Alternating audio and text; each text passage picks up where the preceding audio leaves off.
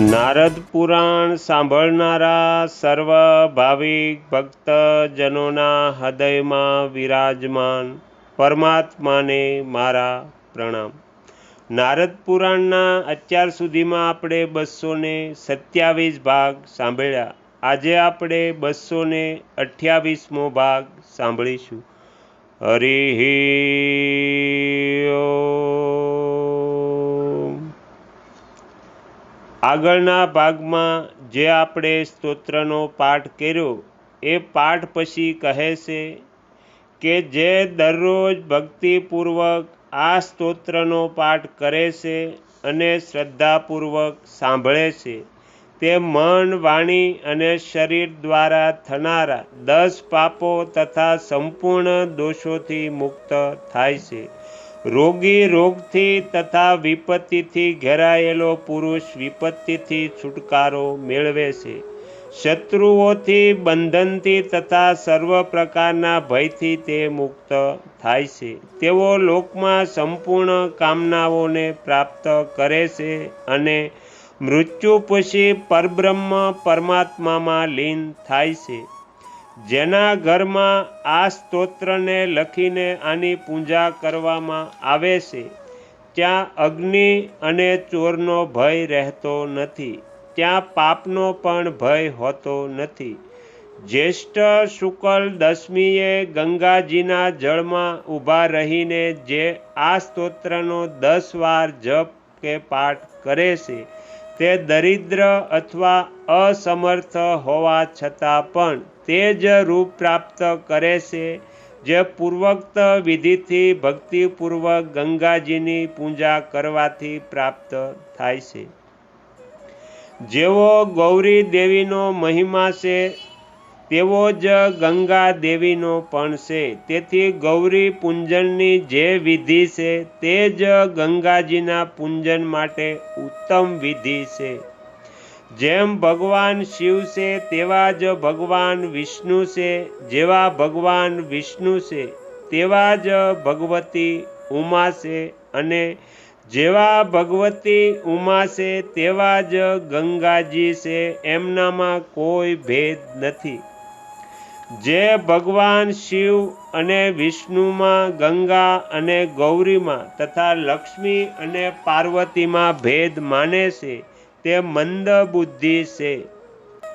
ઉત્તરાયણમાં કોઈ માસનું શુક્લ પક્ષ હોય, દિવસનો સમય હોય અને ગંગાજીની ભૂમિ હોય, સાથે સાથે ભગવાન જનાર્દનનું ચિંતન થઈ રહ્યું હોય, એવી અવસ્થામાં જે શરીરનો ત્યાગ કરે તે ધન્ય છે। વિધિનંદની જે મનુષ્ય પ્રાણત્યાગ કરે છે તેઓ દેવતાઓ દ્વારા પોતાની સ્તુતિ સાંભળતા રહીને વિષ્ણુ લોકમાં જાય છે। જે મનુષ્ય ગંગા કિનારે આમરણ ઉપવાસનું વ્રત કરીને મરી જાય છે તે અવશ્ય પોતાના પિતૃઓની સાથે પરમધામને પ્રાપ્ત થાય છે। ગંગાજીમાં મૃત્યુના માટે 2 યોજન દૂરની ભૂમિ અને નજીકનું સ્થાન બંને સમાન છે। જે મનુષ્ય ગંગામાં મરી જાય છે તે સ્વર્ગ અને મોક્ષને પ્રાપ્ત થાય છે। જે માનવ પ્રાણત્યાગ સમયે ગંગાજીનું સ્મરણ અથવા ગંગાજળનો સ્પર્શ કરે છે તે પાપી હોવા છતાં પરમ ગતિને પ્રાપ્ત થાય છે। જે ધીર પુરુષોએ ગંગાજીની સમીપ જઈને પોતાના શરીરનો ત્યાગ કર્યો છે તે દેવતાઓ સમાન થયા છે। તેથી મુક્તિ આપનારા બીજા બધા સાધનોને છોડીને શરીર છૂટે ત્યાં સુધી ગંગાજીનું સેવન કરવું। જે મહાન પાપી હોયને પણ ગંગાના નિકટના અંતરિક્ષમાં તેની નજીકની ભૂમિ પર અથવા ગંગાજીના જળમાં મૃત્યુ પામ્યો છે તે બ્રહ્મા, વિષ્ણુ અને શિવ દ્વારા પૂજનીય અક્ષર પદને પ્રાપ્ત કરી લે છે। જો ધર્માત્મા, પવિત્ર તેમજ સાધુ સંમત પ્રાણધારી મનુષ્ય મનમાં જ ગંગાજીનું ચિંતન કરે છે તે પરમ ગતિને પ્રાપ્ત કરે છે।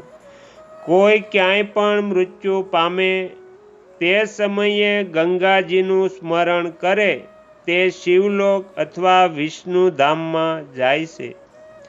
ભગવાન શંકરની જટામાંથી નીકળીને પાપી સગર પુત્રોને ભસ્મને હટાવીને ગંગાજીએ તેમને સ્વર્ગલોક પહોંચાડ્યા હતા. મનુષ્ય શરીરના જેટલા હાડકાં ગંગાજીમાં રહે તેટલા 1000 વર્ષ સુધી તે સ્વર્ગલોકમાં પ્રતિષ્ઠિત થાય છે. મનુષ્યના અસ્થિ જ્યારે ગંગાજીમાં પધરાવવામાં આવે છે તે સમયથી પ્રારંભ કરીને તે સ્વર્ગલોકમાં સ્થિત થાય છે. જે પુણ્યશાળી મનુષ્યના અસ્થિ ગંગાજીના જળમાં પહોંચાડવામાં આવે છે તેની બ્રહ્મલોકથી કોઈ પણ રીતે પુનરાવૃત્તિ થતી નથી. જે મૃતક મનુષ્યના અસ્થિ મૃત્યુ પછી 10 દિવસની અંદર ગંગાજીમાં પડી જાય છે તેને ગંગામાં દેહત્યાગનું જે ફળ બતાવવામાં આવ્યું છે તે જ ફળની પ્રાપ્તિ થાય છે. તેથી સ્નાન કરીને પંચગવ્ય સાટીને સુવર્ણ, મધ, ઘી અને તલની સાથે તે અસ્થિને પડિયામાં મૂકવા અને દક્ષિણ દિશા તરફ મુખ કરીને નમોસ્તુ ધર્માય, ધર્મરાજને નમસ્કાર છે, આમ બોલીને જળમાં પ્રવેશ કરવો અને ધર્મરાજ મારા પર પ્રસન્ન થાવો આમ બોલીને તે અસ્થિનું જળમાં વિસર્જન કરવું. ત્યાર પછી સ્નાન કરીને તીર્થવાસીએ અક્ષયવડના દર્શન કરવા અને બ્રાહ્મણોને દક્ષિણા આપવી. આ પ્રમાણે કરવાથી યમલોકમાં સ્થિત થયેલા પુરુષનું સ્વર્ગલોકમાં ગમન થાય છે અને ત્યાં તેને દેવરાજ ઇન્દ્ર જેવી પ્રતિષ્ઠા પ્રાપ્ત થાય છે. ગંગાજીની વહી રહેલી મુખ્ય ધારાથી લઈને 4 હાથ સુધીની જે ભાગ છે તેના સ્વામી ભગવાન નારાયણ છે. પ્રાણ કંઠે આવી જાય તો પણ તેમાં પતિગ્રહ દાનનો સ્વીકાર ન કરવો. ભાદ્ર પક્ષ શુક્લ ચતુર્દશીએ ગંગાજીનું જળ જ્યાં સુધી વહી જાય છે ત્યાં સુધીની જમીનને તેની અંદરનો ભાગ ગર્ભભાગ સમજવો જોઈએ. તેનાથી દૂરનું સ્થાન તીર કહેવાય છે. સામાન્ય રીતે જ્યાં જળ રહે છે તેનાથી 150 હાથ તેની સીમા છે. તેનાથી દૂરનો ભાગ તટ છે. દેવી કેટલાક વિદ્વાનો આવો જ મત છે તથા આ શ્રુતિઓ અને સ્મૃતિઓએ પણ સ્વીકાર્યો છે. તીરથી 2 કોસ બંને બાજુ સ્નાન ક્ષેત્ર કહેવાય છે. તીરને છોડીને ક્ષેત્રમાં વાસ કરવો જોઈએ કેમ કે તીર પર નિવાસ અભિષ્ટ નથી. બંને તટથી 1 યોજન જમીન ક્ષેત્રની સીમા માનવામાં આવી છે.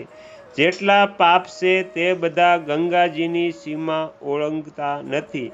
તે ગંગાને જોઈને તે રીતે દૂર ભાગે છે જેમ સિંહને જોઈને વનમાં બીજા પ્રાણીઓ મહાભાગે.